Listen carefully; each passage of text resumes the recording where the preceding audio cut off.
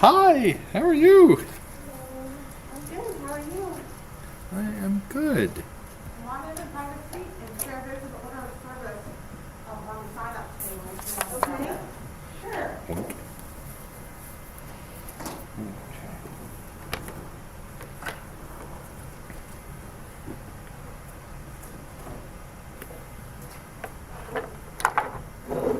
You know, there's not that many, and I might be leaving to teach, so I'll leave those for anyone else who shows up. Well, Fair. there is more than a printer. I just got distracted with your arrival. I did only print 10 total, so. Yep. You can borrow this one if you want. Thank you. How are you?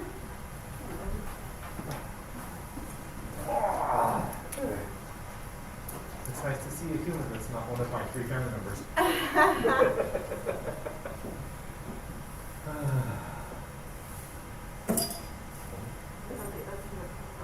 Okay. Yeah. Okay. I mean, if there's 4 people here, I'd be like, Indeed. this is giving us a chance to test the microphone, though. It is. We learned a lot about the microphone. We learned that we don't know a lot.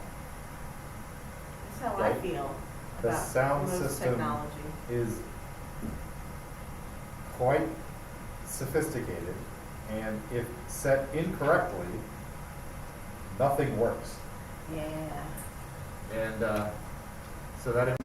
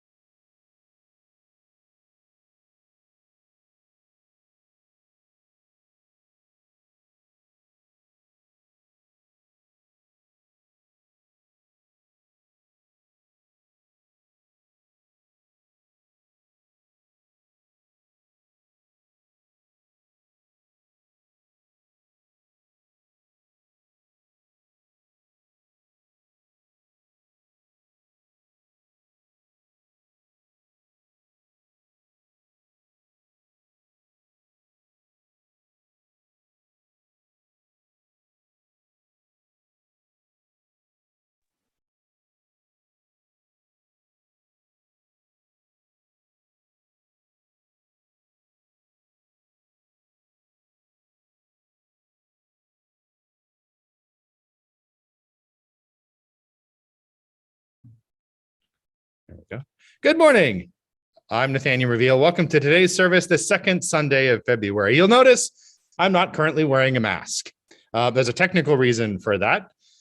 When your hearing is starting to fade, having mouths to see and better amplified audio helps a lot. I'm fully vaccinated, and the room is sparsely populated with other vaccinated people. So we're going to do that. All right. So that's a brief technical explanation. Okay. For today's service, we are participating in the denomination-wide Unitarian Universalist Association Side with Love Sunday. 30 Days of Love is our annual celebration that runs from Martin Luther King Day in January through Valentine's Day in February. It's an opportunity to collectively nurture our spirits, deepen our understanding, and take action on our values for collective liberation.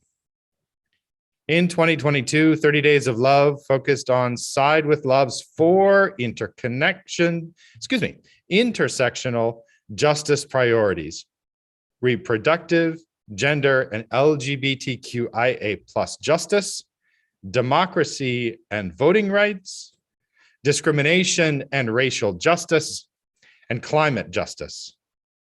This Side with Love Sunday lifts up these themes.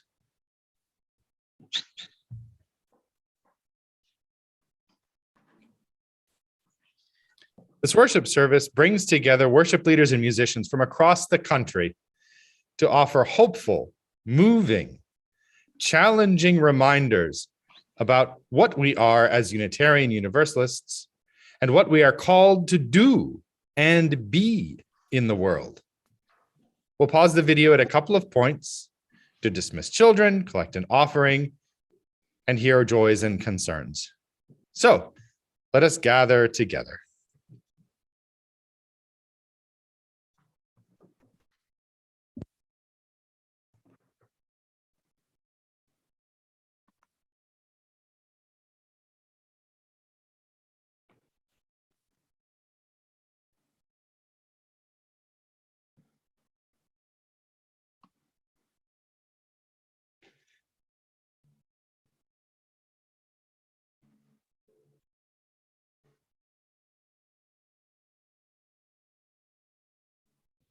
Greetings, beloveds.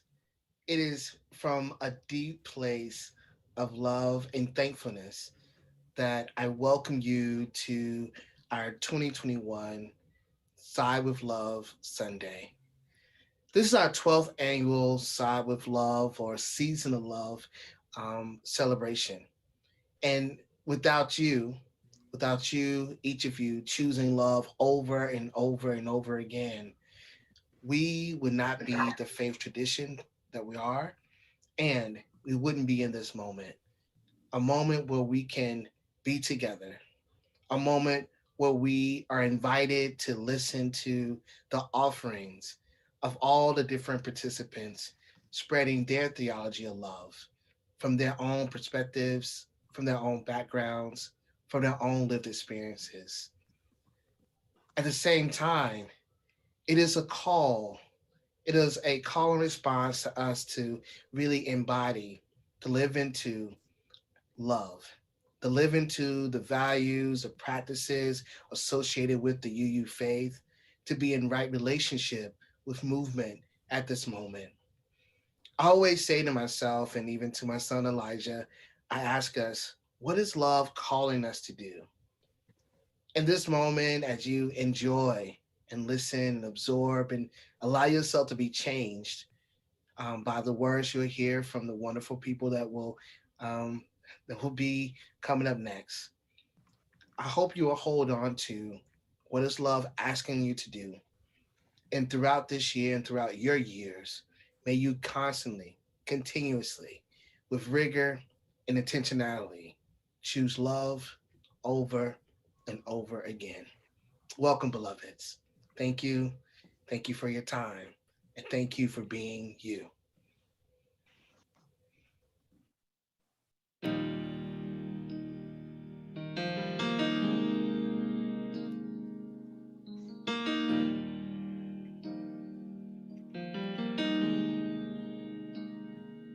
This is a holy moment.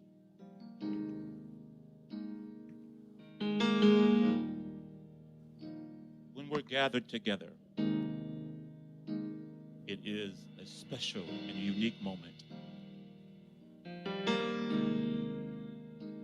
with hearts together. Oh,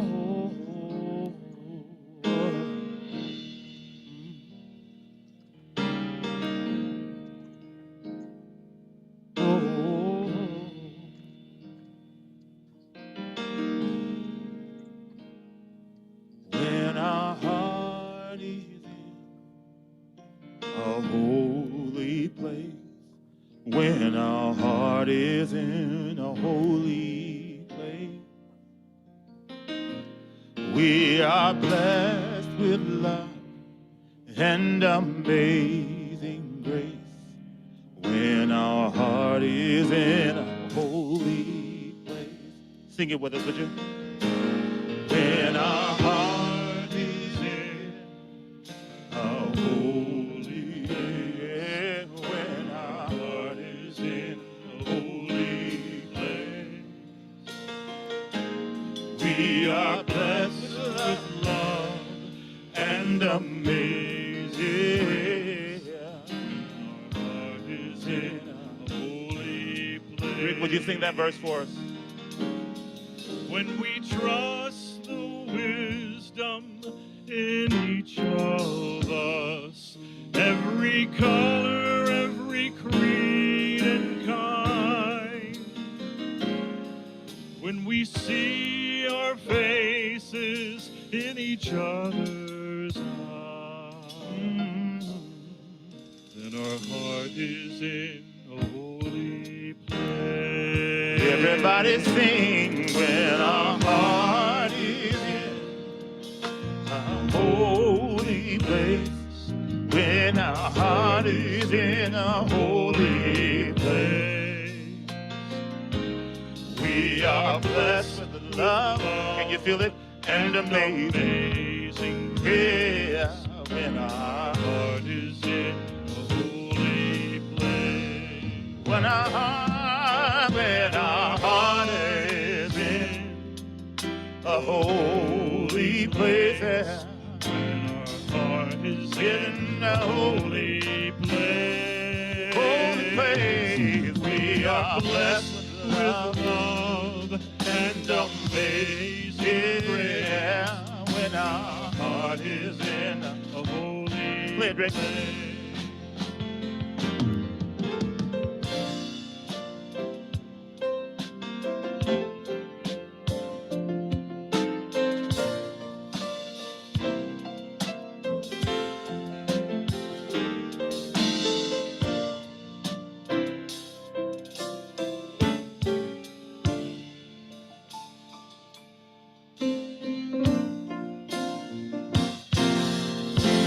When our heart is in, when our heart is in a holy reach out and touch somebody if you can. When our heart is in a holy place. Let him know that your heart is with him. We are blessed with love and amazing grace. When our heart is in a holy place. When our heart is in a holy place. When our heart is in a holy place. We are blessed with love and amazing grace. When our heart is in holy place.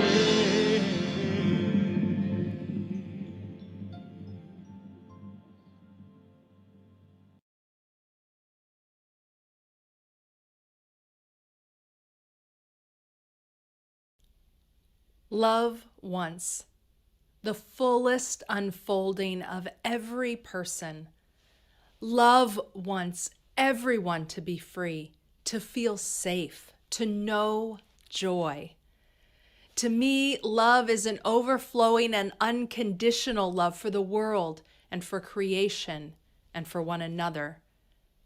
That spiritual foundation of love calls us to the policies and the practices that we need to sustain and nurture life, thriving life. Love means thinking about how we enact policies that make people's lives better.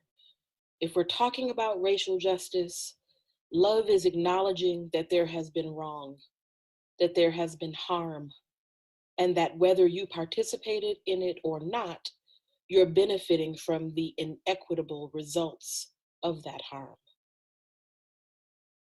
What if love means letting go of what we think we know and being curious about what more there is to learn? What if love was not a commodity that could be bought and sold? Sometimes love isn't waiting for the other to come to us so that we can become agents of welcome, but rather us moving into the world to engage with others in their spaces, on their terms. Love asks for the release of all assumptions about who wants to be part of Unitarian Universalism. Love asserts that each of us matters and is worthy. Love knows our life-saving, life-giving faith must be available to every person who needs it. If you have a chalice at home, would you please light it in honor and in celebration of overflowing and liberating love?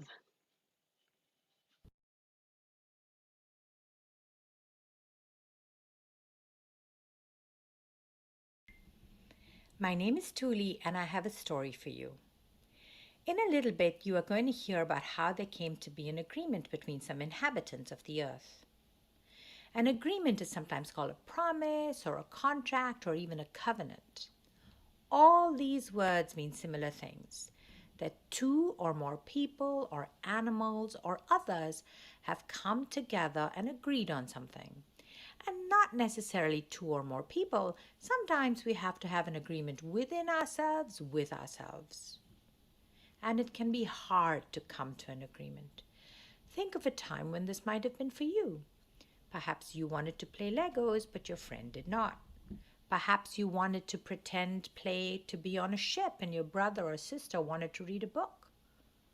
Or maybe you witnessed someone doing something and you wanted to convince them to not do it. How did it work out? Did you have to give up what you were doing? Did the other person have to? It can be hard, right? Sometimes, even after we have reached an agreement and decided how to work or play together, it might not be carried out and more disagreement might arise. And we might feel very hurt and upset. Can you think of a time when that happened to you? Someone agreed to do something and then couldn't do it.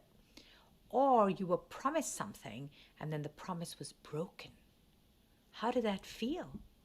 We are all going to make mistakes and break promises, even though we might have tried very hard not to.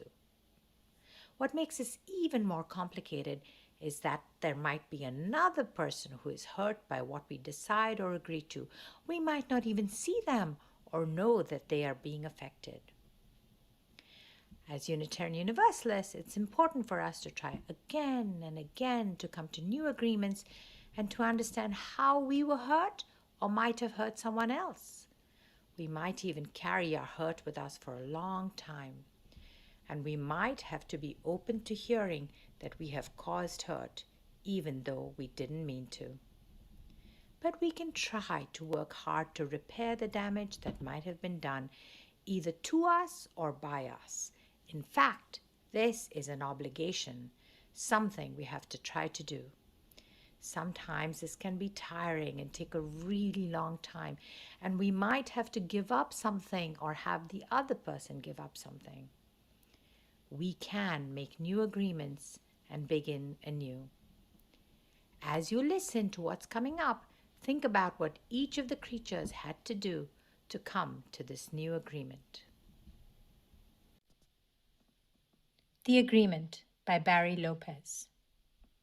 One time, before there were any people walking around this valley, there were bear people. There were also salmon people. The bear people had an agreement with the salmon people. The salmon would come upriver every fall, and the bear would acknowledge this and take what they needed. This is the way it was with everything. Everyone lived by certain agreements and courtesies. But the salmon people and the bear people had no agreement with the river. It had been overlooked. No one thought it was even necessary. Well, it was. One fall, the river pulled itself back into the shore trees and wouldn't let the salmon enter from the ocean. Whenever they would try, the river would pull back and leave the salmon stranded on the beach. There was a long argument, a lot of talk. Finally, the river let the salmon enter. But when the salmon got up into this country where the bears lived, the river began to run in two directions at once, north on one side, south on the other, roaring, heaving white water and rolling big boulders up on the banks. Then the river was suddenly still. The salmon were afraid to move. The bears were standing behind the trees looking out. The river said in the middle of all this silence that there had to be an agreement.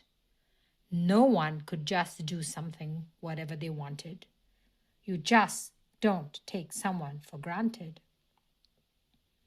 So for several days they spoke about it. The salmon said who they were and where they came from, and the bears spoke about what they did, what powers they had been given, and the river spoke about its agreement with the rain and the wind and the crayfish. Everybody said what they needed and what they would give away. Then a very odd thing happened. The river said it loved the salmon.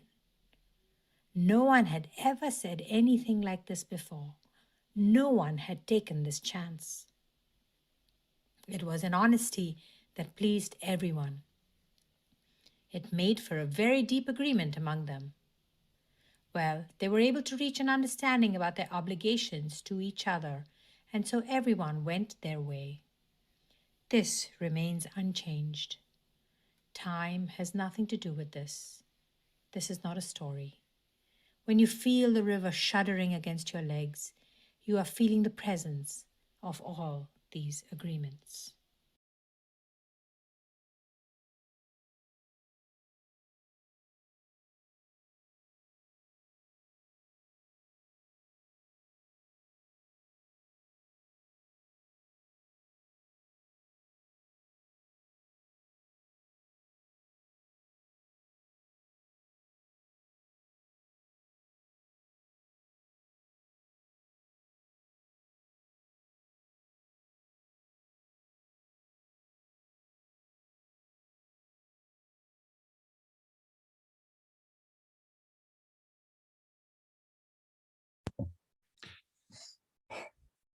Our Share the Plate partner for February is the Southern Environmental Law Center, the South's largest and most efficient nonprofit, nonpartisan environmental advocate and protector.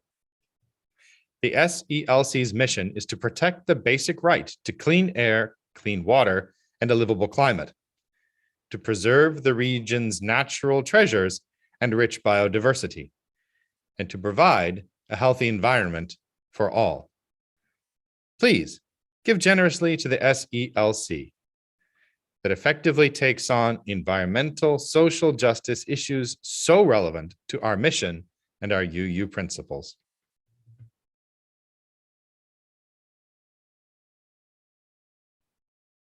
In chat for in a few minutes, you'll see information about contributing, and in our sanctuary, there's a new collection box, the back underneath that beautiful chalice tree. All right. In a moment, we'll continue with our service.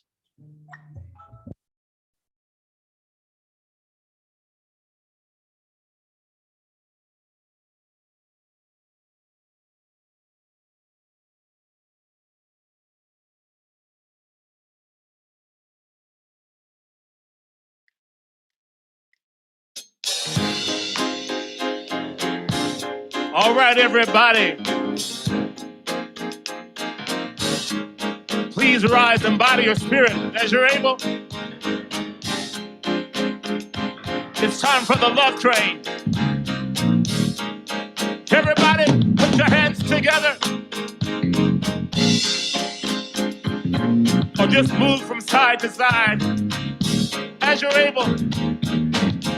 Yeah, it's all in love. Let's sing it.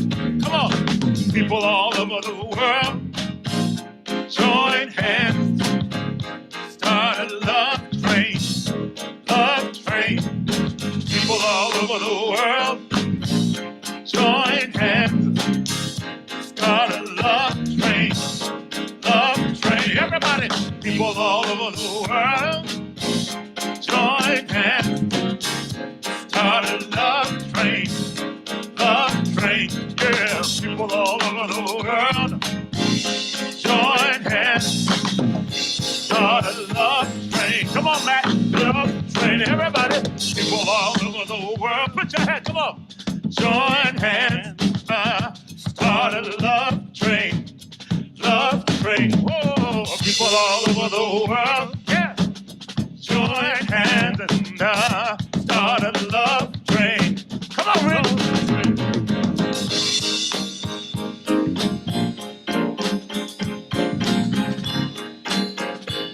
Yes, sir.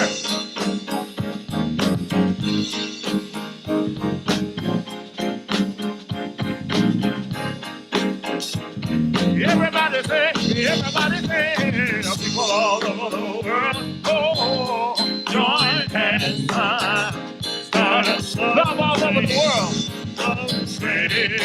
People all over the world, join hands, start a love train. One more time. People all over the world, join hands, start a love train. Love train. People all over the world, join hands. Start a love train. Love train.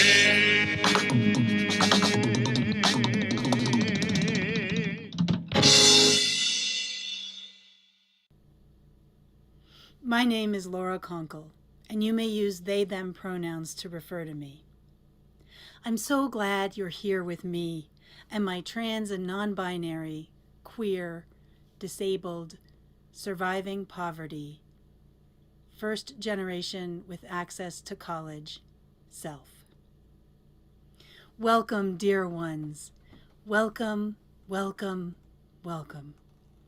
We are here, yes. And there's so much that fractures our we. In Unitarian Universalism, our assumptions about each other so often fracture our sense of we. I wish for us to love on and heal our we. And so, I want to talk to all of my disabled UU siblings, my trans and non-binary UU siblings, and my UU siblings who are surviving poverty. My world makes so much more sense when I'm with y'all. The gaslighting and rejection and weirdness of the great wide world, and yes, of many Unitarian Universalist gatherings, can lessen and become background noise to our vibrant, honest, and passionate conversations. When we're together, I can slow down and relax. I can work with y'all to make sure more folks are included. And that means me too. I want you to know how much I love your ways of being. I love your being. I love how you use your imagination to discover and create ways to survive. And I wish with all my heart and soul you didn't have to. We are trans and non-binary and disabled and surviving poverty. And we know we need to navigate a dominant culture that is more toxic to us than anything else. We know we must build community and culture that values our lived experiences and nurtures our survival. We know we are practicing the rejection of ableism and transphobia and elitism and ageism and homophobia and racism and all exclusion. Oh, and I love how we already know that inclusion means all of us, and hospitality means honoring folks as their full selves. We know we need disability justice, queer theology, funding of expenses, access accommodations, inclusive language, scholarships, plain language explanations, gender-neutral bathrooms, childcare, and all the things that can make it possible for us to be safe and well, loved, and held sacred within Unitarian Universalism writ large. I wish that every event that is planned moving forward is planned with us in mind and considering what we need. I wish that more and more reflections, sermons, and sacred texts include us and our wisdom. And in all the ways that you engage Unitarian Universalism, I wish that you will find folks who understand that you are worthy and you matter, and who choose to include you. Our collective spiritual growth and resilience are important not just to us, but to all Unitarian Universalists. So now, I want to talk to all Unitarian Universalists. I want us all together to build our resistance to the many assumptions folks make about who is in the room, who is at the table, and who is in Unitarian Universalist spaces, online and otherwise.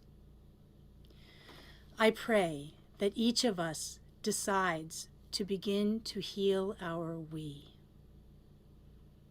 I pray that we cast off assumptions and choose to build a Unitarian Universalism that holds each and every person sacred and worthy of hospitality and inclusion.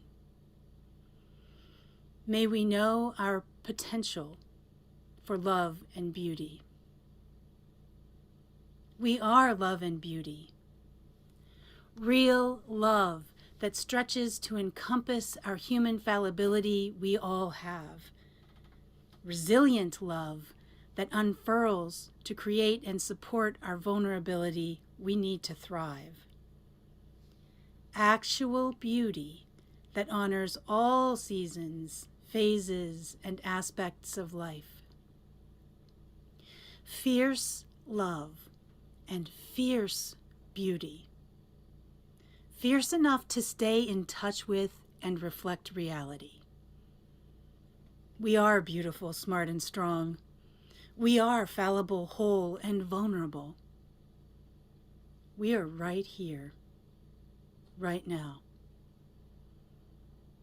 We matter. So may it be for you. So may it be for me. So may it be for all of us.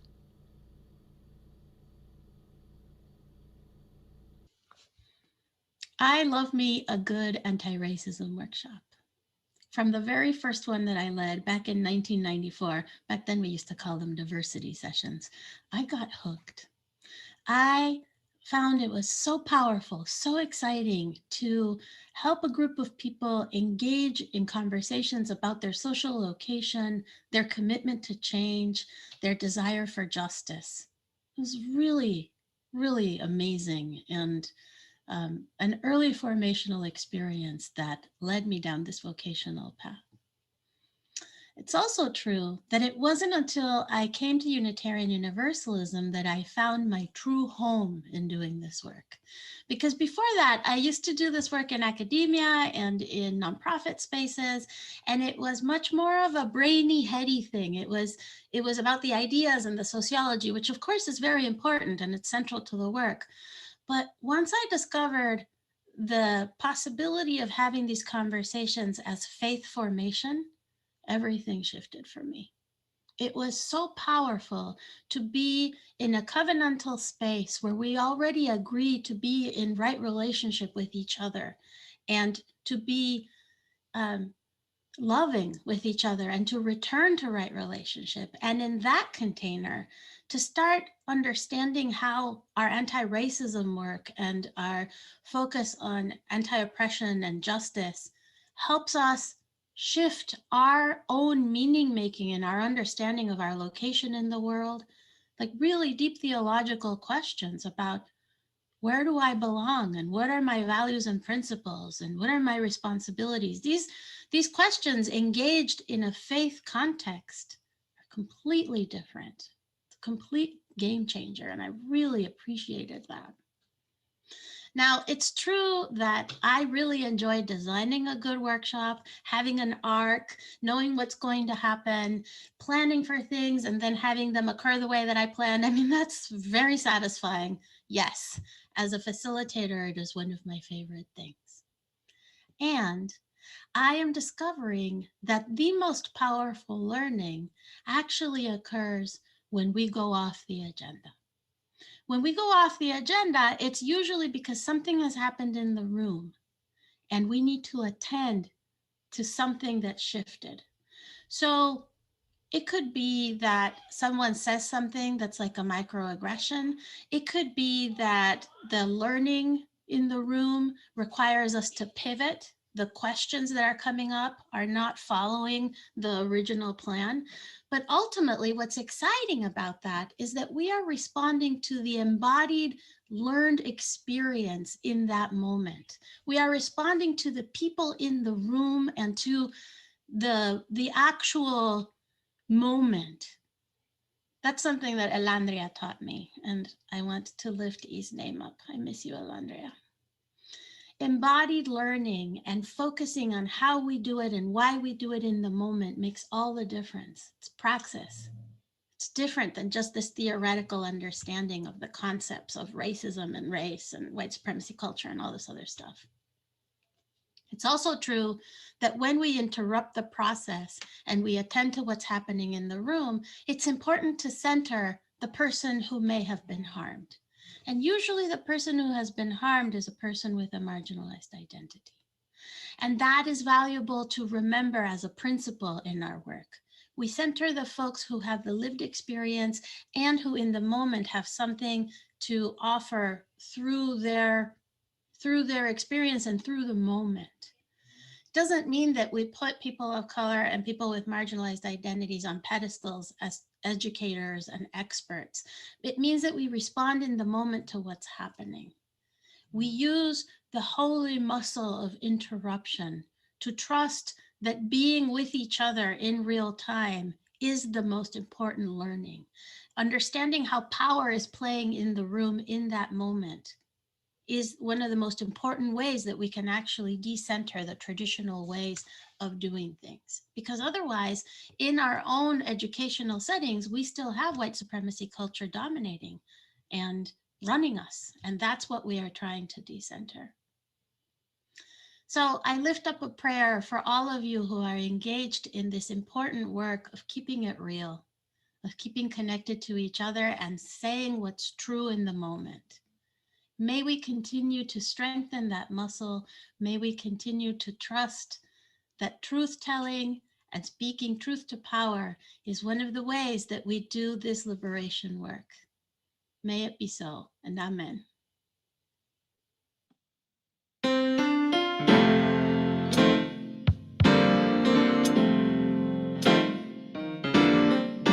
I'm so glad we all have a guide.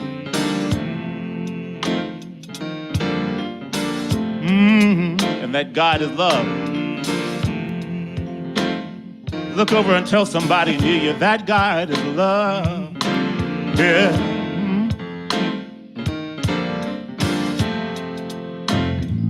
Love will guide us. Peace has tried us. Hope inside us will lead the way on the road from grief to giving.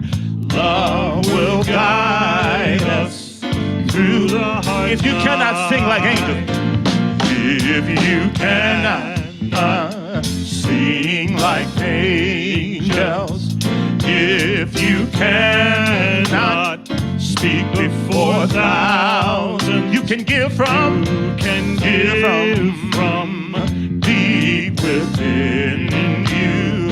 You can change the world with your love. Love will guide us. Love will guide us. Peace has tried us. Hope inside us. Hope inside us. We'll lead the way. On the road from grief to giving. Love will guide us. I just want you to moan right now. Come on, everybody, come on.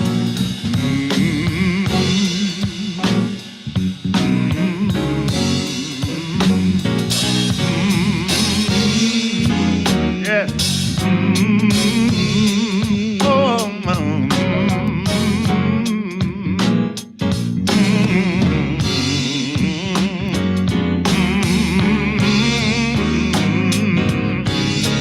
Love will guide us. Love will guide us. Jesus tried us. Hope inside us. We'll lead the way. On the road from grief to giving. Love will guide us through the heart.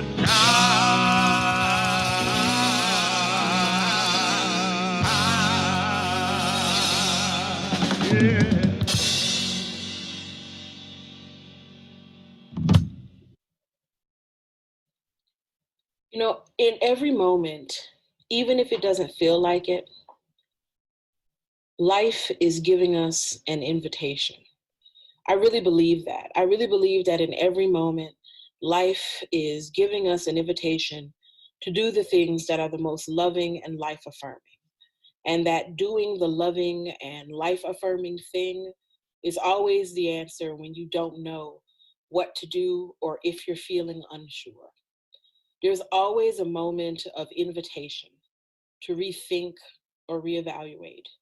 We're being invited into this cosmic dance of renewal and joy and justice, but you have to make the justice.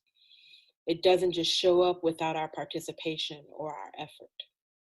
Things don't get better just by us waiting for them to happen.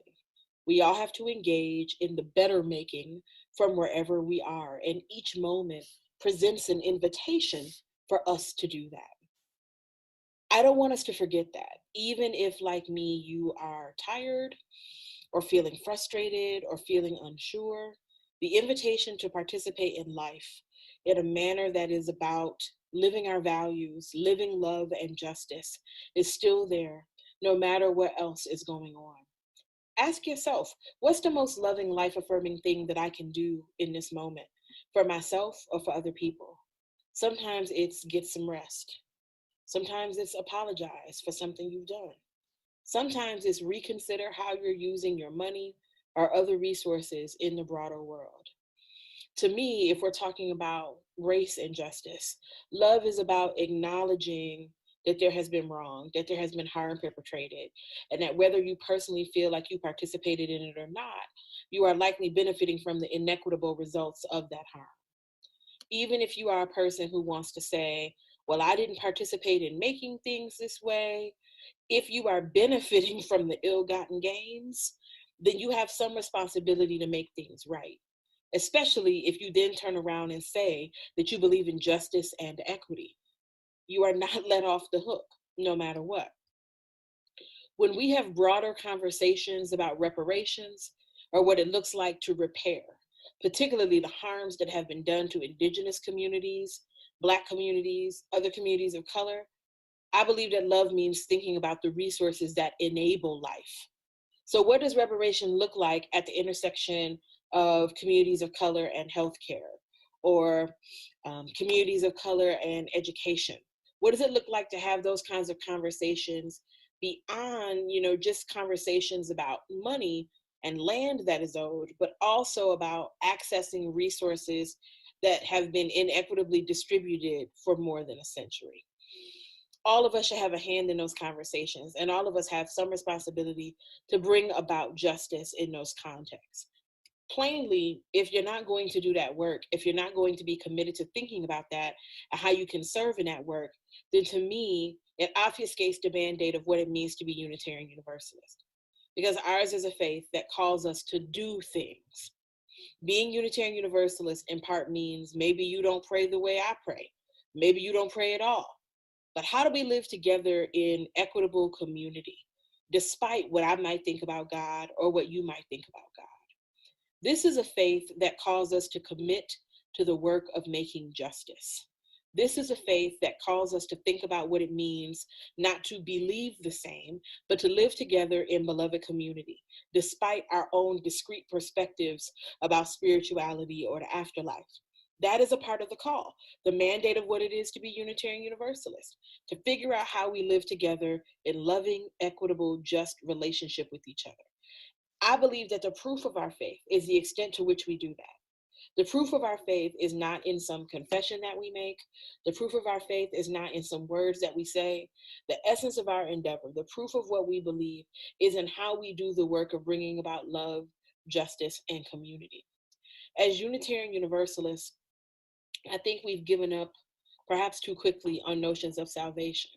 If we think about the notion of being saved from harm, I don't know that it's actually possible to have personal salvation beyond the community. There's no way for you to have salvation and some kind of perfect, flourishing life outcome while everything around you is suffering and burning, because we're all connected. We are. If COVID hasn't reaffirmed in your mind that we're all connected, I really don't know what to tell you. Here we are right now, suffering through a global pandemic together. People are passing a deadly virus to each other through our breath that we can't see. That's a metaphor for us all being connected, if I've ever heard one. I think it's something that we would do well to think about and remember. Our salvation is intimately tied up in each other's ability to see other people as worthwhile, all human beings as valuable and possessing dignity, all life as having value and possessing dignity. Now, that's not the same as liking me. This is not, I need you to like me. This is not, I need us to be best friends so that we can go to the shopping mall together. This is understand that I have as much of a right to human thriving and flourishing as anybody else, and that I have as much to offer as anyone else. And so do you. How do we create a context where all of that is possible, where all that human thriving and life is possible? That's going to require sacrifice and time and deep listening and nuance. But that's what being a Unitarian Universalist requires. Other faith traditions ask for other things. This is what Unitarian Universalism asks of us. This is what we signed up for. And to me, this is serious. The call of our faith is critical right now. Ours is not a faith of anything goes. When I hear people say, I'm a UU because I can believe whatever I want, that's actually the furthest thing from the truth. It's time to lean into whether or not we really believe it. Or are we just saying it to give ourselves the illusion of faith community? So we can feel like we have some kind of faith tradition. Do we really believe in the values of our faith enough to enact them in the larger world in a manner that is bold and clear and unequivocal? People need to know, especially in this moment, what our commitments are. And if we're going to say that we are a faith that is committed to justice, equity, and compassion in human relations, we have to actually do that. It's not just about saying the thing, we have to do the thing. Frankly, I'd feel better if we did less saying and more doing. I need us to have the collective maturity now to do what it is our faith asks us to do. Amen. Amen. Ashe. Love is asking something of us, and Unitarian Universalism is demanding something of us. It can be a lot to take the thoughts that are moving through our mind and to let them trickle down and integrate into our hearts, into our spirits. Let's go there now. Our worship service is shifting into a time of devotion and contemplation, where we can be alone with ourselves, with the breath, and with that which is larger.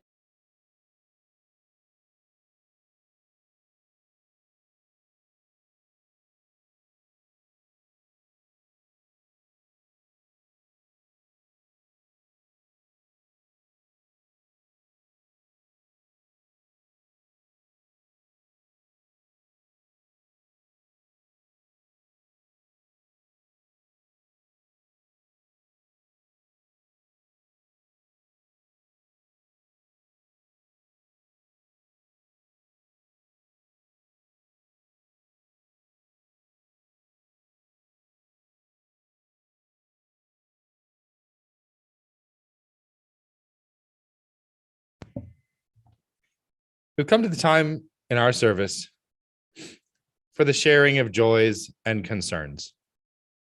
For those of you joining us on YouTube over the live stream, we'll see you next week. Jesse, go ahead and end the